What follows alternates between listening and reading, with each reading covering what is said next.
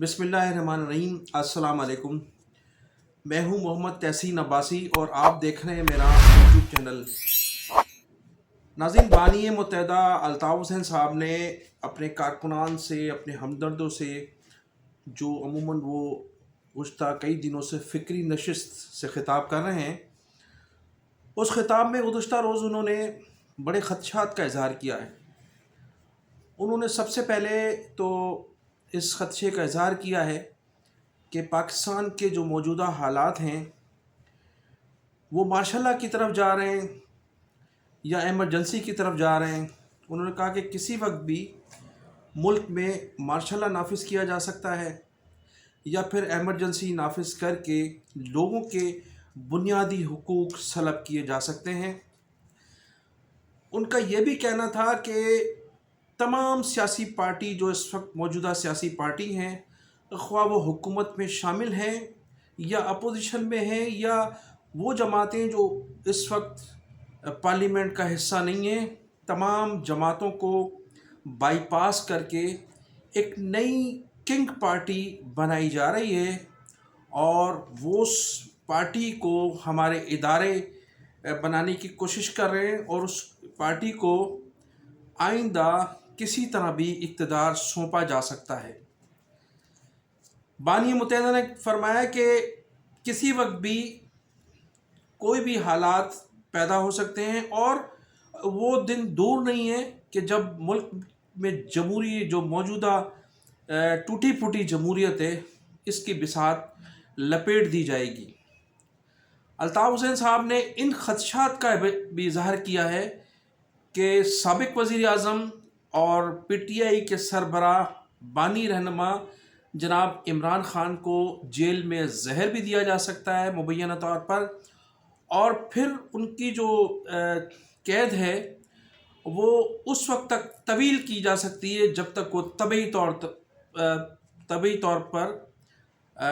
मर ना जाएं। तो उन्होंने अपने इस फ़िक्री नशिस्त में इन अहम बातों का इंकशाफ किया है। मुल्क में एमरजेंसी और मार्शल लॉ के हवाले से तो हमारे सीनियर सहाफ़ी जनाब नजम सेठी साहब भी इसका इज़हार ख्याल कर चुके हैं और नजम सेठी साहब को माजी में तो इस्टेब्लिशमेंट के बड़े करीब समझा जाता था, फिर उनका जो ताल्लुक़ है वो मियाँ बरादरान से बहुत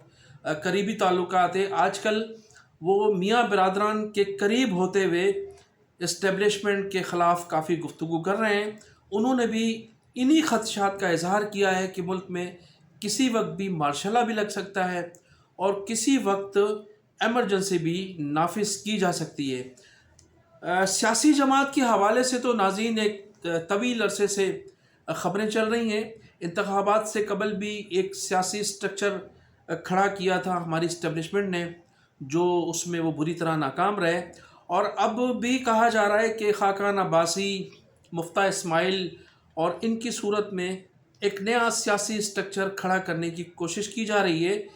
जिनको मैं समझता हूँ कि अभी तक तो आवाम में कोई पजीराई नहीं मिल सकी, लेकिन मुमकिन है कि आगे चलकर जिस तरह से फार्म 7 के तहत लोगों को मुंतखब करके पार्लियामेंट में भेजा है, आइंदा भी इंतखाबात कराए जाएँ तो उस जमात को इसी अंदाज में जितवा कर पार्लियामेंट में भेजा जा सकता है। तो इस वक्त ख़दशात यही हैं कि लोगों के बुनियादी हुकूक सलब किए जा सकते हैं, मार्शल लॉ भी लग सकता है और एमरजेंसी भी मुल्क में लग सकती है। किसी वक्त भी कोई भी हालात पैदा हो सकते हैं। बानी मुत्तहदा अल्ताफ़ हुसैन साहब ने सबसे पहले इन ख़दशात का इज़हार किया है और फिर नजम सेठी साहब भी कह चुके हैं, और उसके बाद कई लोगों ने सियासी जो कारकुनान हैं उन लोगों ने भी इज़हार ख्याल किया है। फिर बहुत से TV एंकर्स हैं, उनका भी यही ख्याल है कि मुल्क में किसी वक्त भी मार्शल लॉ लग सकता है या एमरजेंसी की सूरत हाल पैदा हो सकती है। ज़िक्र करूँगा हैदराबाद में जो गुज़श्ता 3 से 4 रोज़ कबल गैस सिलेंडर के ज़रिए जो धमाके हुए थे और उनमें 7 से ज़्यादा लोग शहीद भी हो गए थे, उनमें कुछ बच्चे भी थे, कुछ ख़वातीन भी थीं, और 1 दर्जन से ज़ायद लोग जो हैं अभी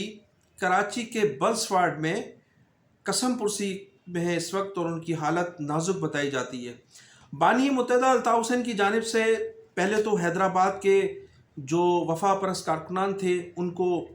حکم دیا گیا کہ وہ تمام متاثرین کی مدد کریں، ان کی مالی مدد کریں، انہیں کسی طرح سے علاج معالجے میں جو تکالیف ہیں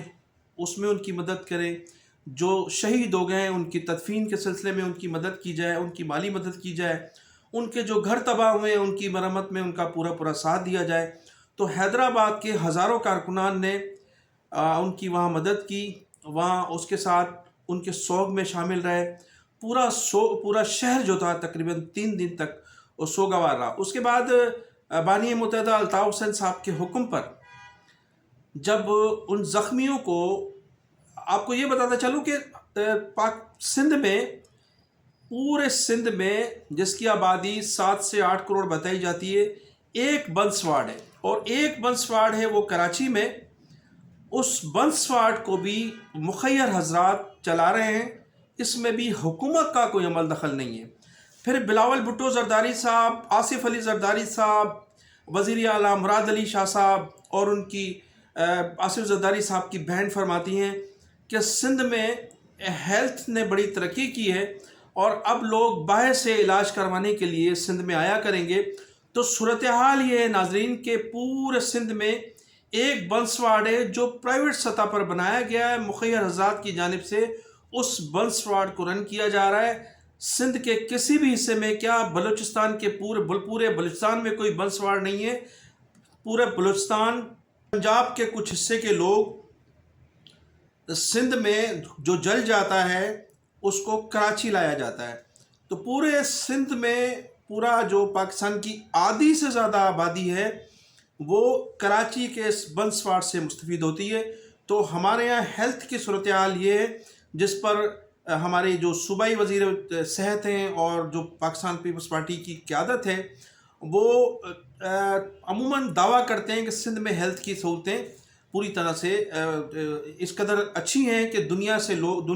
کے دوسرے ممالک سے لوگ علاج کروانے کے لیے آتے ہیں۔ تو حیدرآباد کے لوگوں کو جب کراچی شفٹ کیا گیا بنس وارڈ میں، تو وہاں بھی بانی متحدہ الطاف حسین صاحب کے احکامات کے بعد اس علاقے جو کارکنان تھے، خاص طور پر لنشور لائن سیکٹر جو تھا، انہوں نے وہاں ان جو پیشنٹس تھے ان کے جو تیماردار تھے ان کے تیمارداروں کے لیے پنکھوں کا بندوبست کیا تھا اور پانی کے کولروں کا بندوبست کیا تھا، کھانے کا، فروٹ کا، یہ تمام جو ضروریات زندگی ہیں ان کے بندوبست کیے گئے تھے۔ کئی دنوں سے وہ کارکنان اس سلسلے میں مصروف تھے، لیکن گزشتہ رات ہمارے جو قانون نافذ کرنے والے کچھ ادارے ہیں انہوں نے نہ صرف وہاں سے پنکھے ہٹوا دیے، کولر اٹھا کر لے گئے۔ اس میں کہا جاتا ہے کہ سادی وردی میں کچھ لوگ تھے جو اس گاڑیوں میں بیٹھ کر آئے تھے اور وہ تمام جو چیزیں کارکنان کو فراہم کی گئی تھیں، پنکھے اور کولر تھے، پانی کے چارپائیاں تھی، لوگوں کے آرام کرنے کے لیے کرسیاں تھیں، وہ تمام اٹھا کر لے گئے۔ تو ایک طرف تو سندھ حکومت کی یہ حالت ہے کہ وہ سہولت فراہم کرنے کے لیے تیار نہیں ہے، دوسری جانب جب پرائیویٹ سطح پر لوگوں کی سہولت کے لیے کوئی چیزیں فراہم کی جاتی ہیں تو ہمارے ادارے اور ہمارے جو مخالفین ہیں وہ اس طرح سے سامان اٹھا کر لے جاتے ہیں۔ تو بالکل قابل مذمت ہے یہ، اور اس چیز کو پورا اہل کراچی اور بلکہ حیدرآباد کے لوگوں نے اس عمل پر سخت مذمت کا اظہار کیا ہے۔ تو ناظرین، میں انہی الفاظ کے ساتھ آپ سے اجازت چاہوں گا۔ آپ میرے چینل کو سبسکرائب بھی کیجیے گا اور کمنٹ سیکشن میں جا کر اپنی قیمتی رائے کا اظہار ضرور کیجیے۔